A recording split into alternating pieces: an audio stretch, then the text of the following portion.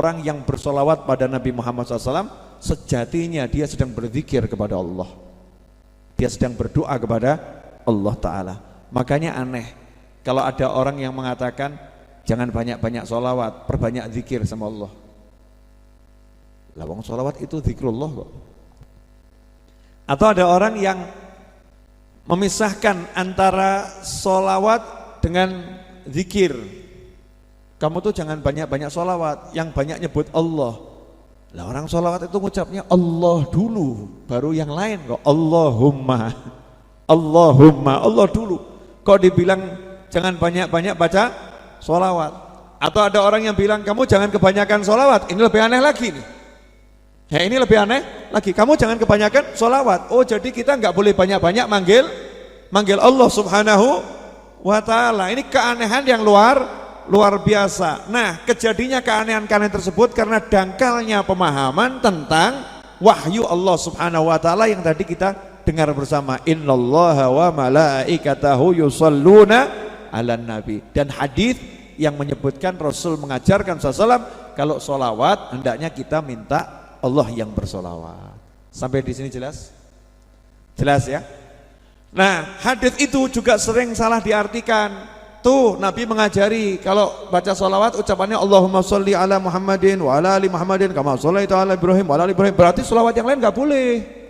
Kan Nabi ngajarin tuh sahabat nanya, kalau sholawat ya kamu begini loh sholawatnya. Jadi kalau kamu baca sholawat munjiah, kamu baca sholawat nariyah, tibil kulub itu gak ada dalilnya, itu beda itu. Neraka itu. Mas yang model begini nih udah gak laku, jangan dibahas lagi.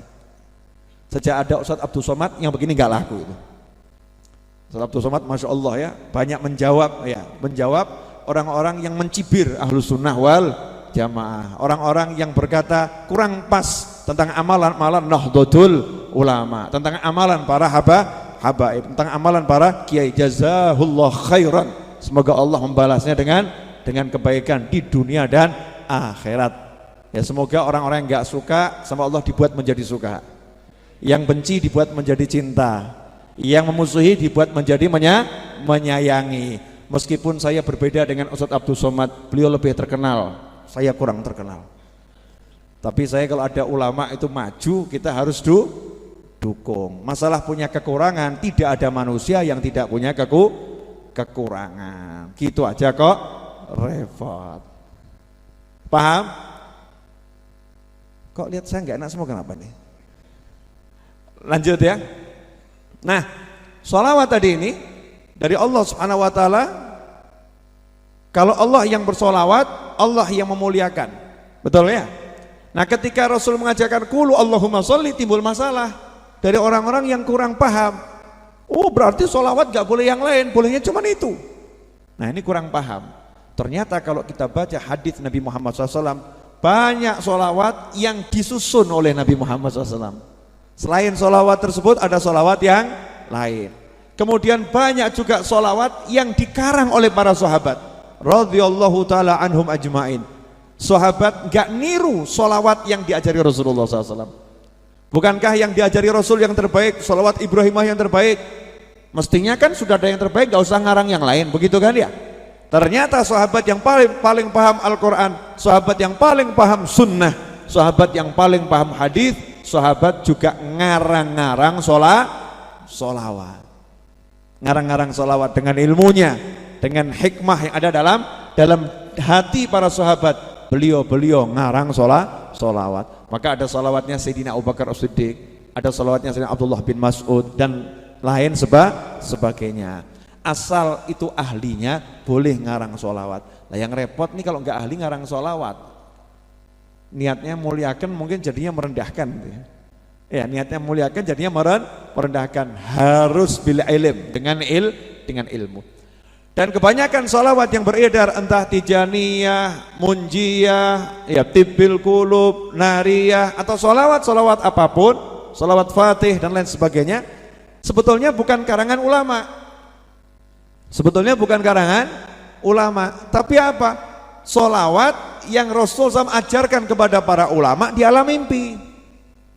Ya, diajarkan pada ulama di alam mimpi. Bangun tidur ulamanya bilang, tadi saya diajari Nabi Muhammad SAW, diajar Rasulullah, sholawat begini. Nah, karena yang dapat mimpi ulamanya namanya fulan, kadang nanti sholawatnya dinisbatkan pada ulama tersebut.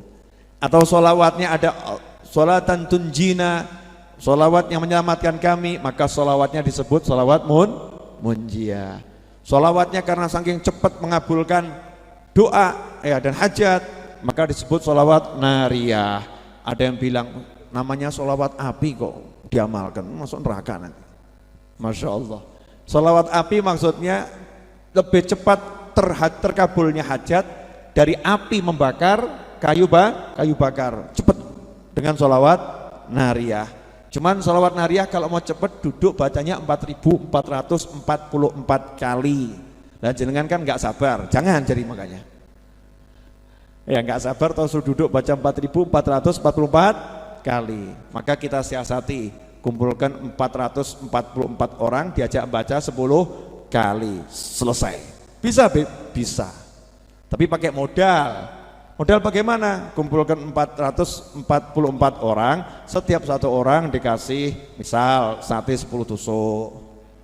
Jangan cuma diajak baca sholawat tapi nggak dikasih makan, kasih makan, kasih minum, seneng kena hatinya, itu to'am. Nah, nanti insya Allah itu jadi berjamaah. Nah, nilai berjamaah itu mengangkat.